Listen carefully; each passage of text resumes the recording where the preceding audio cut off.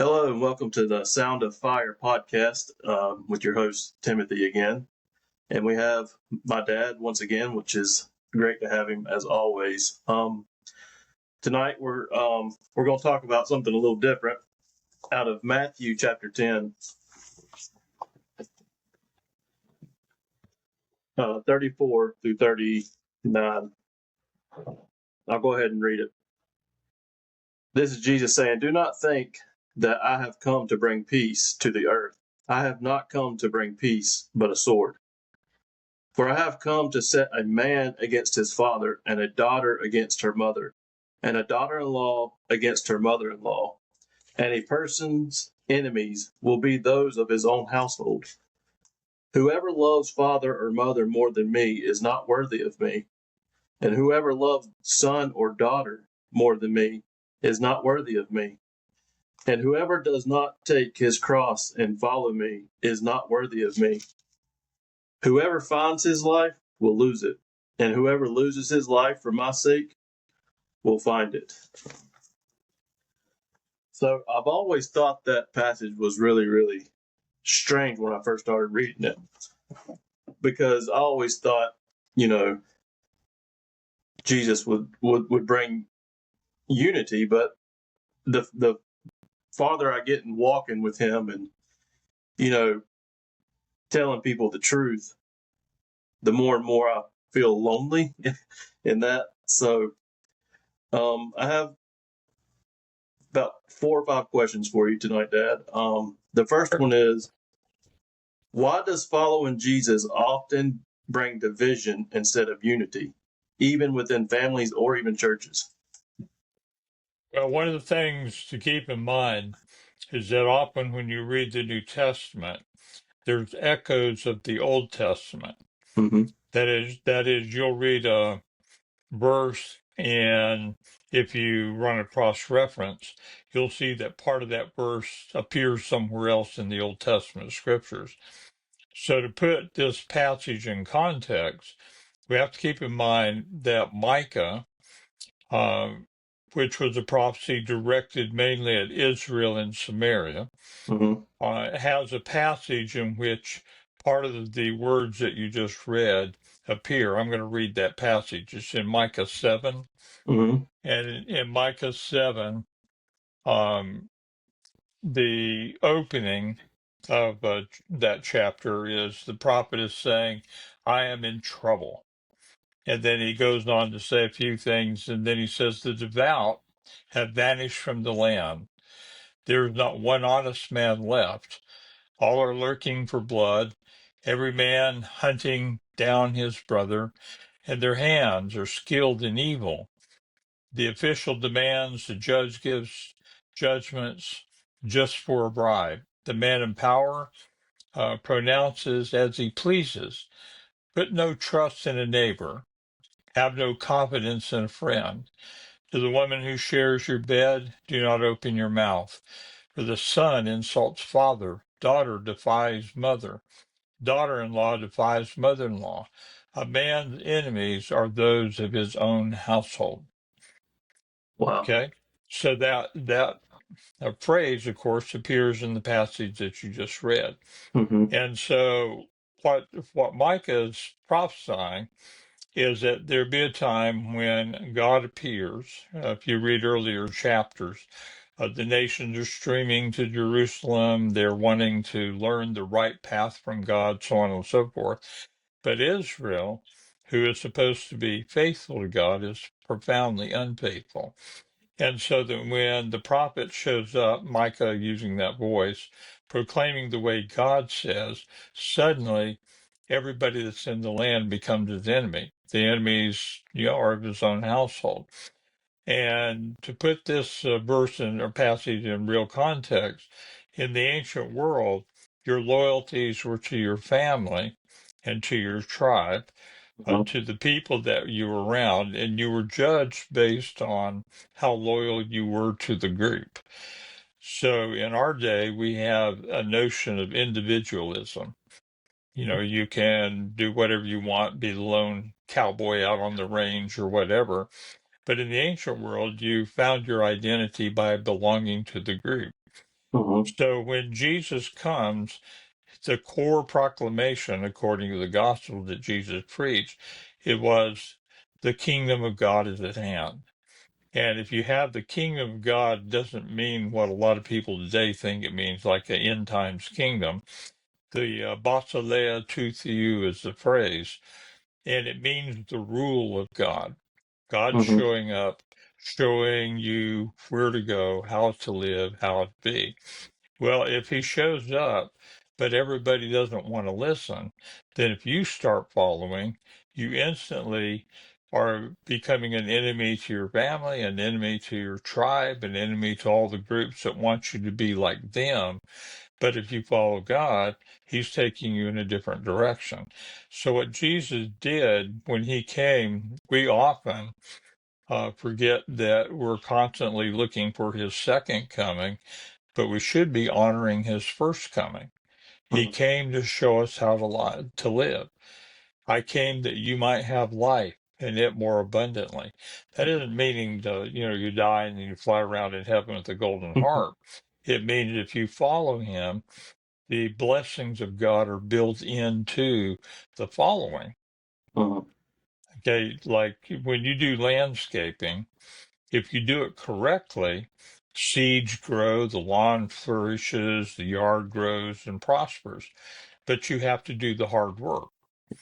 And the growth comes from following the right procedures, preparing the soil, doing everything that you need to do.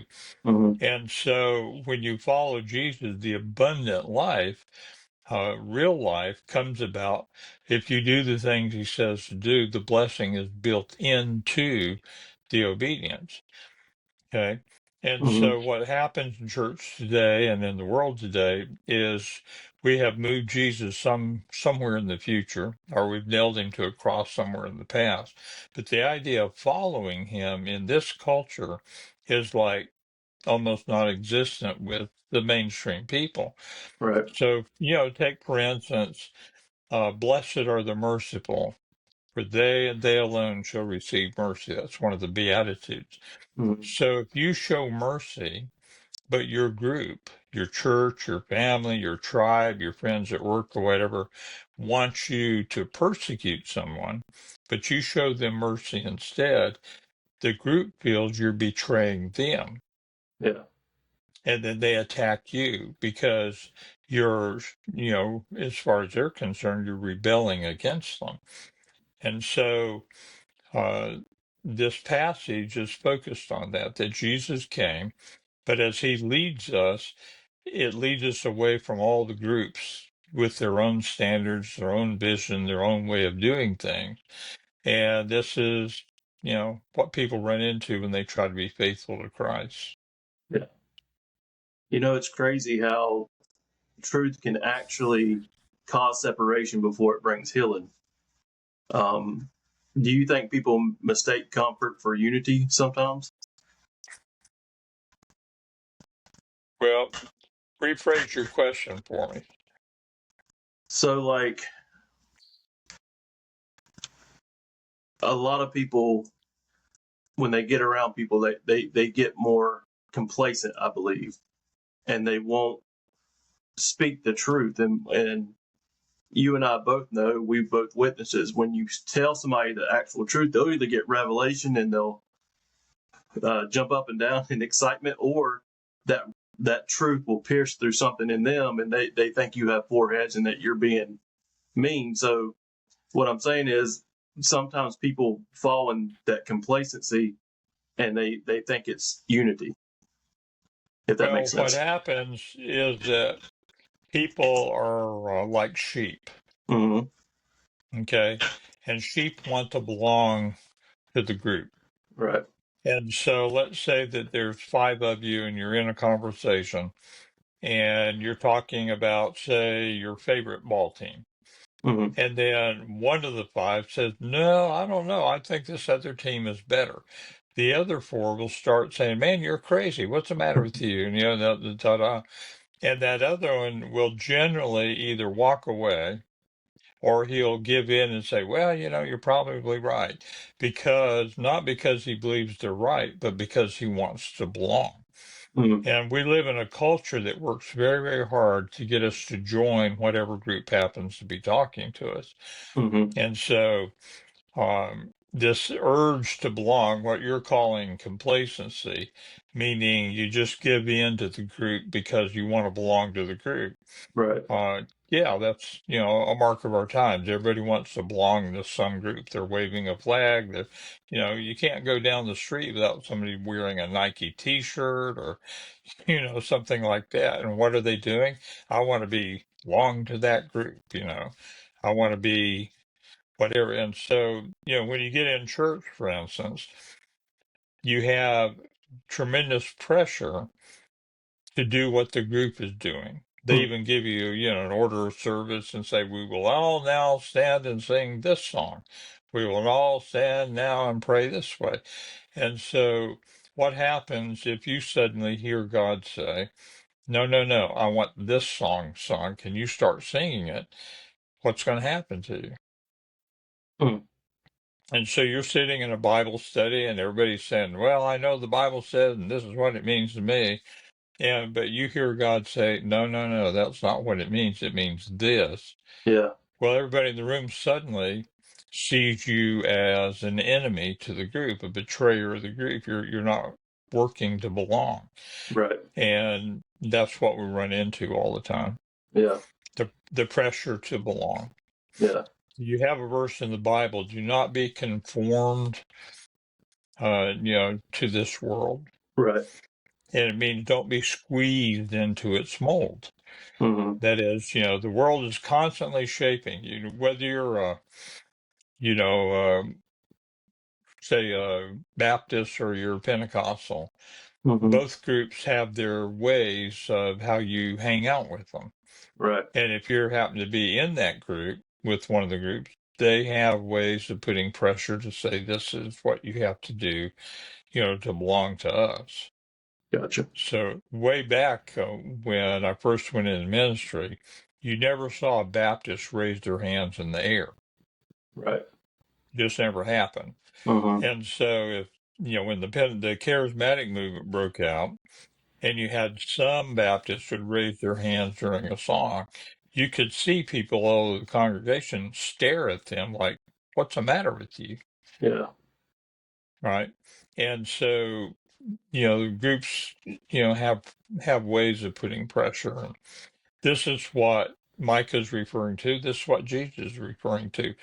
If you follow him, your father wants to press you into doing it the way he has always done it. Your mother wants you to do it the way she thinks you ought to do it. Your wife, your kids, your friends, or whatever.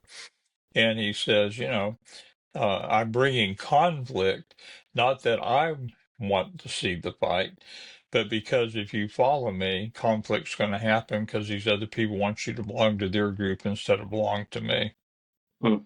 That's good. All right. Let's move. One of my favorite things to do is whenever I'm with somebody who wants to be super spiritual, I'll say something like, Jesus said, if you love me, keep my commandments. Mm-hmm. And they'll say, oh, yeah, it's in there. And I'll say, good, name 10. They can't That's do it. good. Yeah. They can't do it. Right. And that's because Jesus says things we don't like turn the other cheek or take that great big log out of your eye before you start trying to pull that little splinter out of your brother's eye. Yep. Or, uh, you take care of the hungry, you take care of the naked, you take care of the hopeless, you take care of those in prison. And if you do that to them, you're doing it to me. Yep. Well, in our culture, if you're one of those people, something's wrong with you. We don't want anything to do with you. And so his words hang in the air. But the minute you start saying, I'm going to do it the way Jesus does, then everybody draws back. It was like in a conversation I had with a guy today. There's a lot of homeless people in my part of North Carolina. Yeah. And Some are incredibly pitiful to see, pushing their Yeah. little carts down on the side of the road and all that. Some have really nice backpacks and really good shoes, and got a cigarette hanging out of their mouth. They're on a cell phone, and it's obvious that you know they're they either robbed somebody and stole their cigarettes and their cell phone, or they're not quite in that same boat. So this one man that I like a lot, a good friend of mine, he was talking about all homeless people being a bunch of creeps, a bunch of people that are too lazy to work and all that. And I gently said to him, "Look, Jake, some people are like that." But I said, I know a lot of lazy people that are very, very rich. They don't do anything either. Their mom and daddy spoon feeds them. They're sitting on the couch. They're no different from the guy you're talking about. But I Mm-hmm. said, some of these people are, mentally ill, or maybe they had some issue and, lost their friends, or, I said, when you paint with a broad brush and just assume if somebody's homeless, there's something wrong with them, you're being caught up in the way the world does it. Mm-hmm. But Jesus says to look for him in those people. Yeah. Are some not what they are? Sure. But it's like a man you helped one time. I was there when you did it. He was asking for food and you offered to feed him. And then he said, do you have any work I can do? And so you let him work for us for several hours. And while that man was working with us, and it was hard work and a hot day, and he worked really hard until he was finally worn out. But there for a moment, he responded to the fact that you saw him as a human being with dignity, and you gave him an opportunity to earn the money rather than just hand out. And you could see how that built his esteem for a minute, for the moments he was with us. He felt like a man again because you treated him as a human being. Yeah. Unfortunately, our culture would rather label you, and then that way we don't have to deal with you. So when you swim against the tide, the group is going to turn on you. Yeah. That's deep. And I've noticed, and I know you've seen it all your life, where pastors will preach on this and then get in their cars and go to the buffet right after church and just go past even people in their congregation that he just overlooks that needs just a word or just to know that they're here. I remember something you said to me a long time ago that really stuck with me, and I use it in ministry every time I get a chance. Even this weekend, somebody asked me. It was really hard for me in that time to find a, a preacher that was like you. So I would go from church to church to church and trying to find that, and I couldn't. So I called you up in my brokenness and saying I can't find a church, and you said go to the place that brings you closer to God. And that stuck with me ever since you said that. And that was a really good seed that you planted then, because I found myself, you know, talking to homeless people or talking to people just by myself and feeling the presence of God in that place, because Jesus said, where two or three are gathered in my name, there I am in your midst. And it drives me crazy when these people in these ministries preach all this and then go out and not do it. And I think that's what Jesus is talking about, saying, Lord, in the times he sits on his judgment seat, people are going to say, Lord, Lord, did I not do this and this and this? And he'll say, depart from me, I never knew you. And that's when God really spoke to me and saying church without walls, which means getting out and making community like you've always been big on, but also meeting people where they were at, because Jesus met people where they were at in their condition. Yeah, absolutely. Yeah, it's very hard. Way back in 1973, your grandfather was in a little mountain church in Asheville, and we were having little what they called cottage prayer meetings.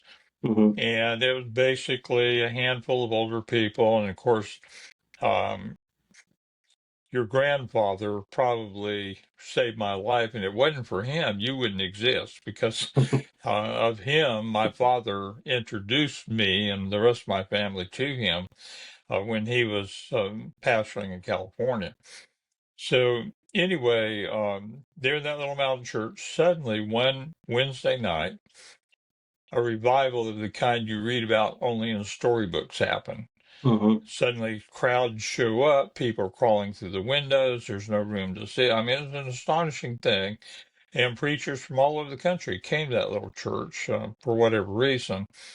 And one of the things that I noticed was that as all these people came in, and every Sunday the preachers would preach, people need to be saved, they need to be revived, blah blah blah.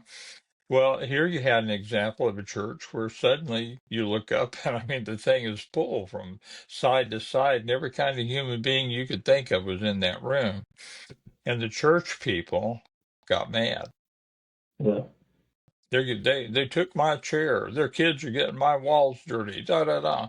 So we would go to these meetings in which the church is full, and it was unbelievable. And then all night long, your grandfather would be on the phone listening to complaints from church people about all these new people that came in and blah blah blah. And I've just seen that kind of thing again and again and again. That when God shows up, the comfortable get profoundly uncomfortable. Mm-hmm. And it isn't that Jesus came to start a fight. When he said, I came to bring a sword, he didn't say, I came to start a fight. He said, when I show up, if you follow me, everybody's going to turn on you. Yeah, so the sword, the way I take it, is not like a physical violence. It's like the dividing word of truth that pierces through deception, exposing Yeah. motives and separating the genuine from the counterfeit is what I feel like the Yeah, sword is. it's a metaphor. There's way too many people, especially Christian nationalists, that want to use that as a way to say, let's get our guns and kill everybody who's not Christians. That's not what he's saying. He's Okay. just saying that keep in mind in Jesus' day, many Jews thought it was the end of time. Mm-hmm. So when John the Baptist showed up, suddenly preaching the kingdom of God, and looking like Elijah, there was a popular belief that at the end of the days, Elijah would appear and then God would show up and then peace would break out because all the enemies would be dead and blah, blah, blah. And so there was this expectation that when God really showed up, peace would flow like a river. Mm-hmm. But what actually happened, I mean, they cut John the Baptist's head off, right? Yep. Yeah. They crucified Jesus, right? And Yep. so God showed up, but it's the religious people that turned on them because following God is not the same as signing on to some theologian's idea of what you ought to think. Yeah. We're not called to take a theology test to follow Jesus.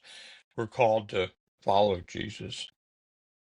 Yeah. And briefly, and then we'll move on to the next question. I was talking to somebody today about when you're truly following Jesus, the whole prosperity gospel that these preachers preach, it makes people comfortable and gives them false hope. And the reason I say that is because when you look, Jesus was persecuted. Paul was thrown into prison, almost stoned to death, and he endured a lot of hardship. And I believe, what I preach is, you know, God never said it was going to be easy. God never said I'm going to fill your Mm, bank accounts up. God never said I'm going to make you rich.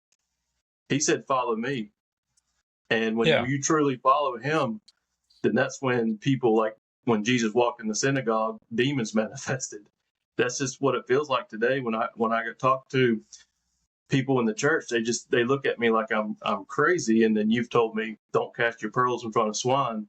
But also, I found it easier to talk to the ones outside of the church, that ones that need that hope. The ones, Jesus said, I came to um, heal the sick, and it's not the healthy that need a doctor, like we talked about last time. So it's something about when you're truly following Jesus. That's when it gets tough.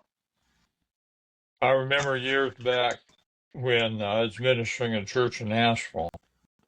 Somebody told me that they knew that there was a drunk man, an alcoholic, living in a big cardboard box behind a plumbing company down on Swananoa River Road. Hmm. And I thought, okay. So I went down there and there was, all the plumbing companies, empty cardboard boxes were down there. And I walked around, couldn't find anything. Then I saw a little movement in one box, looked inside, and there was this guy. Hmm. He was laying there and, he stank. He hadn't had a bath and, had vomited on himself and all this stuff. And when you see a person like that, you're going to preach to him. If you follow Jesus, you'll get a Cadillac. I mean, that guy needed out of the cardboard box. He needed Hmm. food. He needed cared. He needed taken care of. The prosperity gospel thing appeals to people who want materialism. Hmm. And I've often said if the gospel you preach can't be understood by a kid, going through a garbage pile to find dinner down in Brazil, you've got the wrong gospel. Yeah, I've had a conversation with a former homeless man that used to live in Cincinnati, and he told me that churches would come out and feed them, but he said what broke him the most is that the churches would come out and feed them, but put a camera in his face. He said it's great to be fed with all this food, but he never got spiritually fed. He never got Nobody sat Yeah. down and talked with him about God. So it was just all a show to him, and he knew it. And a lot of these homeless people know when you're out doing these things with a camera or whatever, it's a show, and they're not getting truly fed. Oh, sure. And you hear this a lot of times if I encounter somebody on the street, the first thing they'll do is give you a Jesus speech. Mm-hmm. Why do they do that? They do that because they've been dealing with a crowd that shows up and says Jesus and here's your candy bar. And so, they've been trained. But if you get one and start talking to them about where their brokenness is at, Mm-hmm. then the conversation quickly goes to, whatever direction. And I run into this all the time. On the place that I work, we have security guys who are off-duty police officers. And there was one that was talking to me and basically, saying it wasn't quite prosperity gospel, but it was like, people need and they oughta, blah, blah, blah. And they were concerned about a guy that's moved in across the street from the school. He said, I don't know what to think about that. He's a felon. And I Mm-hmm. said, well, why don't you walk across the street and talk to him? And he said, huh? I said, yeah, they've got a pot-bellied pig. His wife was running down the middle of the road the other day trying to fly a kite. Guy's got a record and he's trying to reform his life. I said, you're over here worried that, he's a felon instead of seeing your neighbor. I said, Jesus taught us to love our neighbor, Mm-hmm. but you can't love him if you don't know him. Well, out of that, he sort of looked at me for a moment and I said, listen, Jesus came to help us build community, to reach out, show us how to reach people, love people, heal people, this kind of thing. And in about 5 minutes, he was telling me the story of his daughter living with a man in Charlotte who he just won't talk to because he didn't approve of her living with the guy. But by the time we were done, he said, you know what? I think I need to go see her. I said, you absolutely do. I said, you can stand here and condemn her, or you can express love to her, love to him, and build a bridge. People respond to that. But Mm-hmm. first they have to hear it. And if they hear condemnation or they hear a false gospel, it doesn't resonate. Speak the truth to them, and there's people that will respond to that. Yeah. It grieves me deeply that a great deal of modern Christianity is in the condemning business. Yeah. I had a student one time a few years back, and I said, well, what are you doing this Sunday? He said, well, I'm going to church. I said, really? And what's going to happen? So I'm just going to go and find out who I'm supposed to hate this week. Yep. But they're hungry for God. I've had, those conversations a million times. You have too.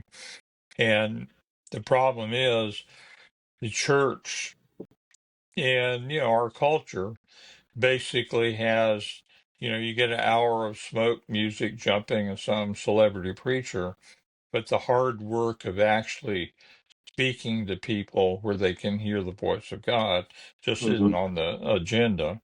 And Right. if you start doing that, then people get uncomfortable. They see you as a rebel. And then you figure out that following Jesus truly does bring division. And that's what he was saying. Gotcha. All right, And let's move on. if you're not willing to leave your comfort group to follow him, he says, then you're not worthy of following me. Right. And that's one of the hardest things, I had to do is leave a certain place because I heard the voice of God saying it's time to depart from there, and I did, and now I know why. But let's move on to question number 2 here. Sure. How can believers today stand firm when their obedience causes people to turn against them? By deciding it's better to obey God than man. It's pretty good. Yeah, very simple. You are what you do. Yeah, we talked about that last time. How standing firm Yeah. can feel lonely at times, though. How do we keep love and conviction at the same time without becoming bitter, I guess? Well, one of the tricks about following Jesus is to stay humble. Hmm. Okay. You follow him because you got an invitation, not because you earned it, not because you deserved it. He came by one day and said, "Hey, follow me." Right. So you're nobody in the sense of you were so special that he had to pull you out. You just happened to hear the invitation. Yeah. And so there has to be humility. One of the problems I've run into, in my pastoring year would somebody be doing a really good job following Jesus, but then they'd start condemning others for not being as dedicated as they were. At the end of John's gospel, there's a comment where Jesus is telling Peter, "Feed my sheep, feed my sheep." Hmm. Then Peter looks at John and said, well, what shall this man do? And Jesus said, if I want him to hang out until the end of time, that's none of What's it your to business. You do you? what I told you to do. Yep.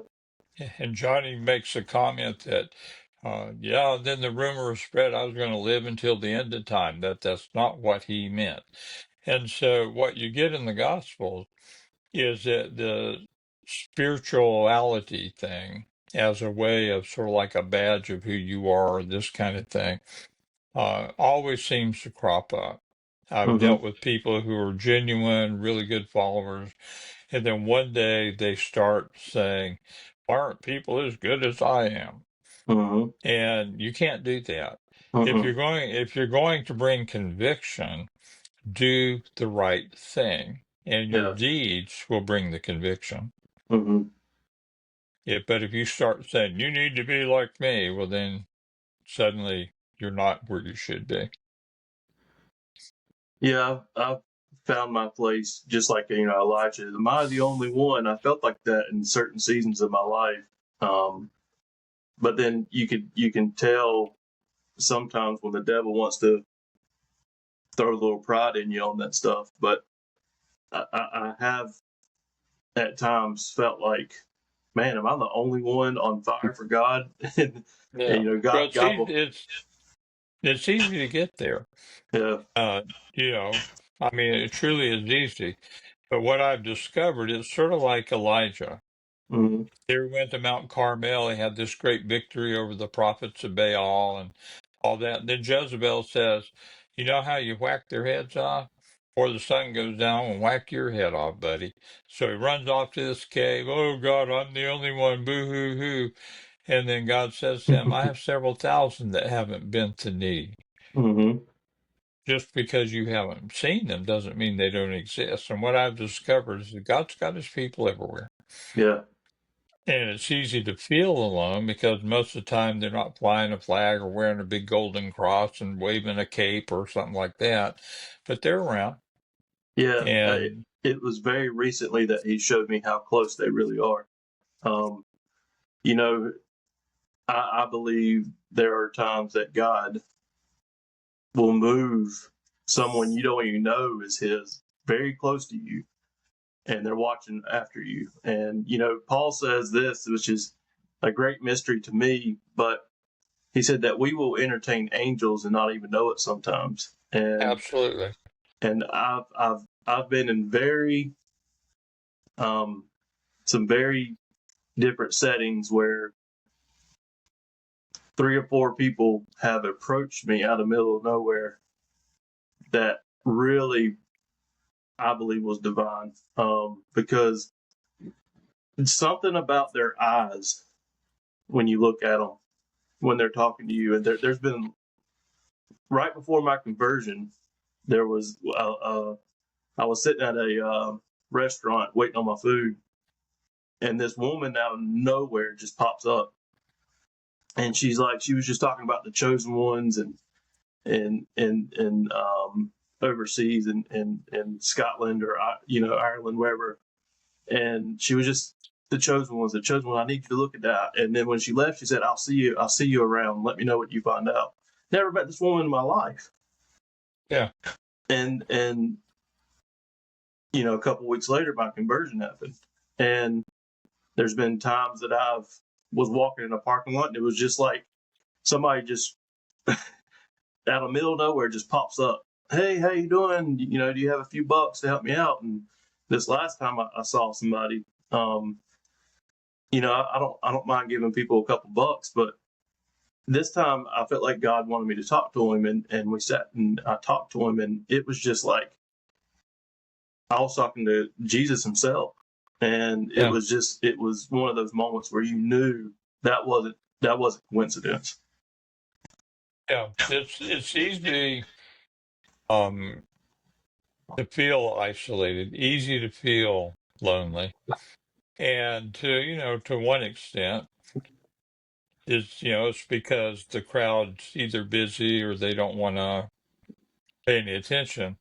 But I found what you're describing again and again and again. Yeah. And so it taught me, be careful not to say, boo-hoo, God, I'm the only one. It just, you be faithful.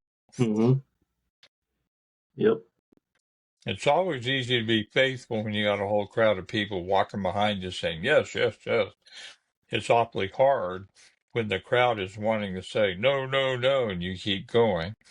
And then there's times that, you're walking on a country road, not a freeway, and you're by yourself. And you can feel, the shadows, and the moon is coming out and the sun has set, and you're hearing strange noises. But you keep on walking, and, somebody in the dark will show up and give you a flashlight or give you a pat on the back or say, hey, it's all right. It's just, it's just too easy for us to feel isolated. God's Yeah. got his people everywhere. Yep. All right, let's move on to. I'm gonna skip this question. We'll go to this one. Has the sword of Christ ever cut something out of your life that you tried to hold on to? But yeah, uh, again, going back to the original thing, your relationships with other people. Mm-hmm. And then how many times have you had to walk away from a friend or a Oh, but family member because they wouldn't go? You knew you had to go, and they made sure that you paid the price of losing them if you went. Yeah, that's easy. yeah, same here. I this because the sword, just doesn't divide people. It divides our own hearts.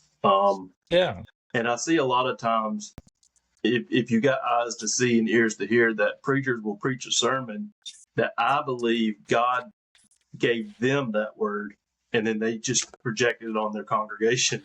Yeah, I mean, it's happened to me. I'm not going to lie. I felt like, God spoke to me about something, and I was like, "Oh, that's a good sermon." And he was just yeah, wanted. He wanted me to, um, that was for me and nobody else. Yeah. Yeah, that So, happens quite often. But, part of the process of faithfulness is the farther you walk, the more old things disappear and new things come into being. It's sort of like the writer of Hebrews said, if you're going to run the race, obviously lay aside, sin, but then there's other things that aren't sins, but they're heavy weights that slow down our running. mhm. So let's say, I'm not going to say watching football is a sin. That's stupid. But if you give up 4 hours of a day to watch a game on TV, but somebody down the road needs, a can of fuel oil because it's the middle of winter, even though it's not a sin to watch TV, you lay it aside to be able to go take care of that other person. Yeah, Or, you get a phone call and it interrupts whatever you're doing. It's not a sin of whatever it is you're doing, but you lay aside that weight. And yeah, so, there's always a separation. And plus, if you've been around long enough in the faith, one day you wake up and you no longer care about things that you wildly cared about. yeah. And the sword, it was quiet surgery. Hmm. Yeah, I'm glad you said that because when my conversion happened, he took everything from me at one time. Just I didn't want to watch TV. I didn't want to listen to secular music. I didn't want to do this. It was just one of those times that I wanted to stay away from everything.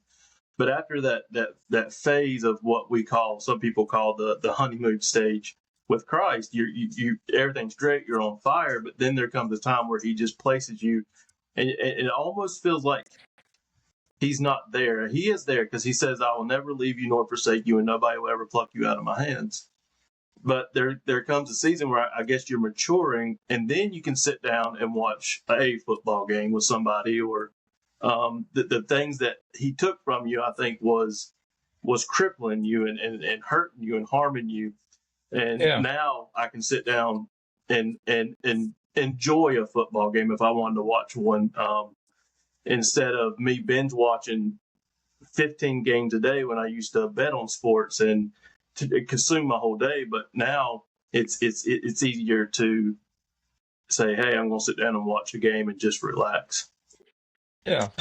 I like to watch Notre Dame. They've been my team from way back. Mm-hmm. But in the old days, I'd be watching a game. And I mean, don't bug me. I'm watching the game. Uh-huh. But, they played this week. And as I was watching the game, there were things your mom wanted, things I wanted. It's no big deal. You get up and you go do them. And she said at one point, when I told her just to watch something she wanted to watch, and then when it was over, the Notre Dame game was still on. I turned to her and said, "Oh, I knew you wanted to watch that." I said, "No, I didn't care about that, but I'm just checking the score." There was a time I would have said, "I don't care what you want to watch. I'm watching my game." Mm-hmm. But, now I don't care. It doesn't even mean anything. Yeah. And so, it's a quiet surgery. It wasn't like an angel showed up with a flaming sword and said, "You shall no longer watch football." It's just that there's a time that, these things fade away. And, that's just part of the process of walking.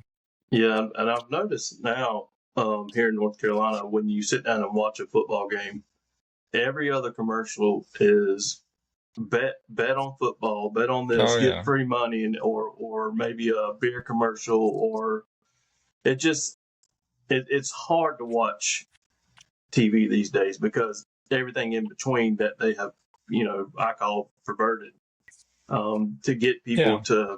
to. And if you don't have, the his spirit helping you through that, then you're a dead duck. You'll fall into that temptation easy. Yeah. Well, it's, the world comes at you, um, with the beauty and the music and, all the stuff way back, um, in the older days. You would watch a football game and then the beer commercial would come on, but the beer commercial would be wrapped up in humor. They'd be Mm-hmm. funny. Mm-hmm. These days it's more about hanging out with your friends or this kind of thing. But, you'd next day you'd say, "Man, did you watch the game?" "Yeah, but did you see that commercial? That blah blah blah." Yeah. And but there comes a time you're able to see that, Hmm. and you no longer see it through the same eyes. It's Right. just the way it works. Yeah. When your eyes have been opened, And you on see it. the other hand, if you jump up and start preaching, you're all going to hell because you're watching football.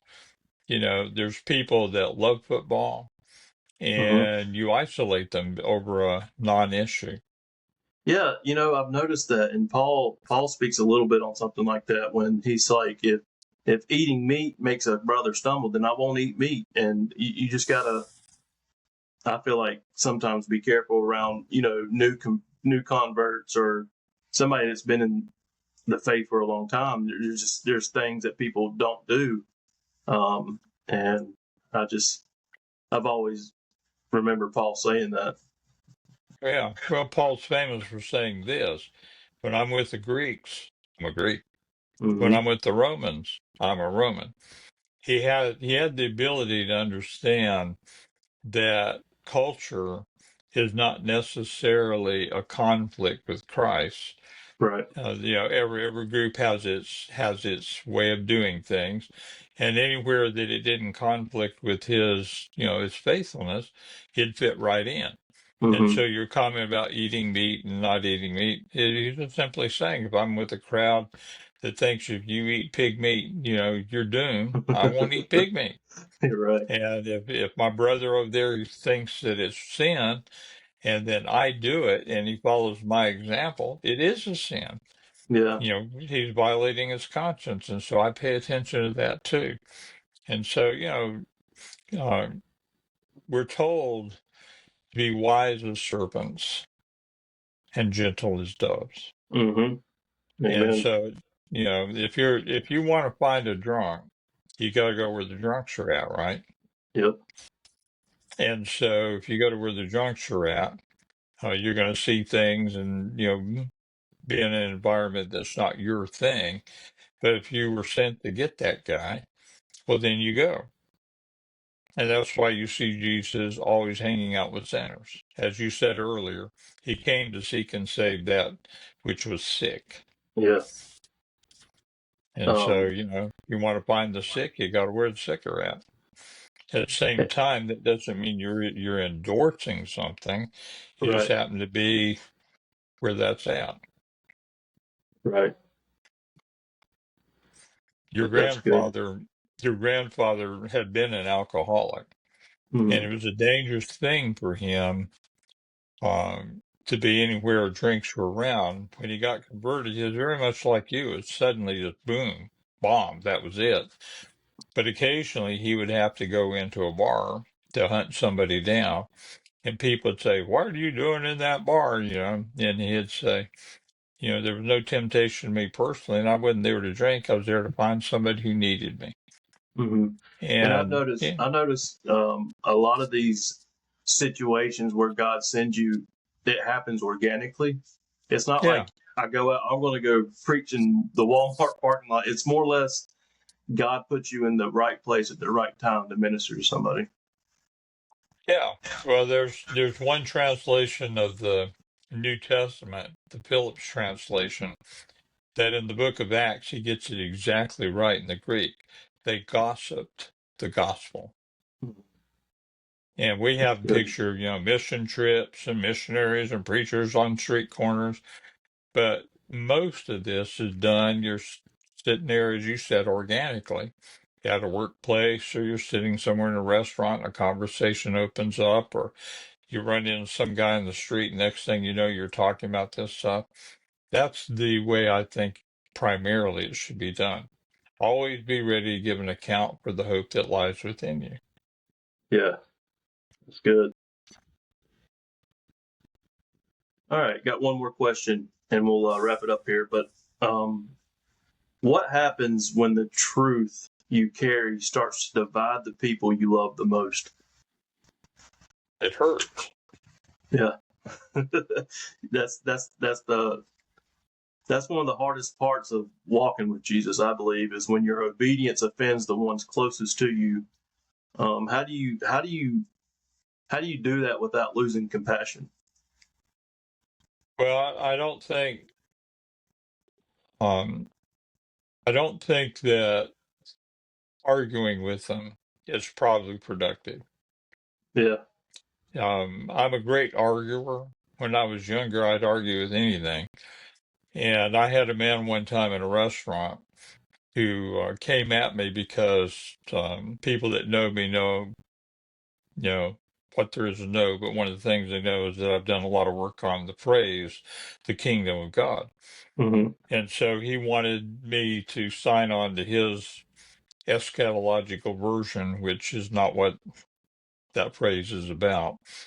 And so the discussion got heated. The more I'd say something, the more he'd come at me. And finally, I just crushed him. I mean, I won the argument, just crushed him with the truth. Mm-hmm. He got up, he scooted back from the table, looked at me and said, "You're arrogant," Yep. and walked off. But it was like slapping me in the face. Nobody had ever in my lifetime ever called me arrogant. And I Mm-hmm. was sitting there going, "Oh man." And a friend of mine was sitting at the table. And after the man walked away, he said, "Les, I have some advice for you." And I said, "What's that?" And he said, "It's more important to win the man than it is to win the argument." Mm-hmm. Those words have stayed with me ever since. So oftentimes when you follow the truth or you go where you're supposed to go, somebody will attack you, your family will, some family member. They want to argue. And the first thing I'd say is don't argue. Yeah. Because once you start arguing, then the truth gets lost. Everybody's caught up in the emotions. And you have to realize, too, sometimes people just aren't going to agree with you. No matter Right. how right you are, how many verses you can quote, no matter how many, if Jesus himself walked in the room, they're not going to change their mind. Mm-mm. And so, I think we give witness Mm-hmm. quietly, humbly, and then if they don't receive it, you shake the dust off your feet and walk on. It hurts. I Yeah. mean, I've experienced it many times. It hurts, but that comes with it. I think you've told me one time you've told somebody the truth before and they hated you for it, but then years later they came back and like, I appreciate you telling me that. Yeah, that's happened to me several times. Yeah. And it's more, we're supposed to speak the truth in love. Mm-hmm. And if you see the moment not as the harvest, but as the seed planting time, then Mm-hmm. you can speak the truth and be gentle. They'll cuss you, they'll, whatever, but you have planted a seed. Yeah. And, God's the one that gives the increase, right? Yep. And so 20 years later, that same person will hunt you down and say, I just thought you were crazy, but now thank you. And if we understand, you've heard me say this before. My dad told me when I first told him I was going into ministry, just remember, you're not the message. You're Mm-hmm. just a messenger. And Amen. so if you understand that, keep your ego out of the debate. You're not there to win a fight. You're there to give witness to the truth. Mm-hmm. Once you speak it, then, God will either prosper or he won't. At the end of the day, no one comes to the Father but by the Spirit draw him, right? Mm-hmm. Amen. And so we plant, somebody else waters, but it's God that gives the increase. So what I've learned by tough experience is don't argue. Just say, Yeah. well, I know, but this is what I think. Now let's talk about how about those Cowboys? They can't win a game. Yeah. Even, Paul even says that don't get involved in foolish arguments. Absolutely. And I think a lot more people would be alive today if they wouldn't get in these arguments, even political arguments to Sure. religious arguments. I mean, it's caused a lot of grief, and there would be, I think, more people alive today if they would. Well, sure. You can't argue with an emotion. Yeah. Once people lose their tempers, truth disappears and it's all about the emotion. You can't Yeah. argue with an emotion. Yeah. But, our world works overtime to get us to fight each other, Hmm. to argue, to Yeah. label. And, because somewhere behind the scenes, somebody is profiting off of the fight. They don't care which of us is right or wrong. They just want us to have the fight. Yeah. And what we do is we walk away from that. Hmm. Jesus said, again, the word sword shows up. He who lives by the sword dies by That, the sword. And I think he who lives by the argument dies by the argument. I believe that too. Yeah. It gets you nowhere because some people have truly made their mind up. Like even the rapture people, they believe what they believe, and they're very stern in it, and it's not the salvation issue or nothing like that. I just leave it alone. I Yeah, you just just walk away from it and don't say, well, isn't that cute? yeah. So I've learned to, one of the fruits of the spirit is self control. So I've learned to rely on that and pull myself out of useless arguments. That Yeah. So a lot there's of no. times people believe things because of some of the reason, then they believe it's absolute truth. It gives Hmm. them comfort or a sense of there's somebody, and who knows. Yeah. And if I had a dime for every person I buried that told me before they died that God told them he was coming back in their time, Hmm. I'd have a lot of dimes. Yeah. But rather than argue with them, I'd say, well, I guess we'll see. Yeah. That's all you can do. Yeah.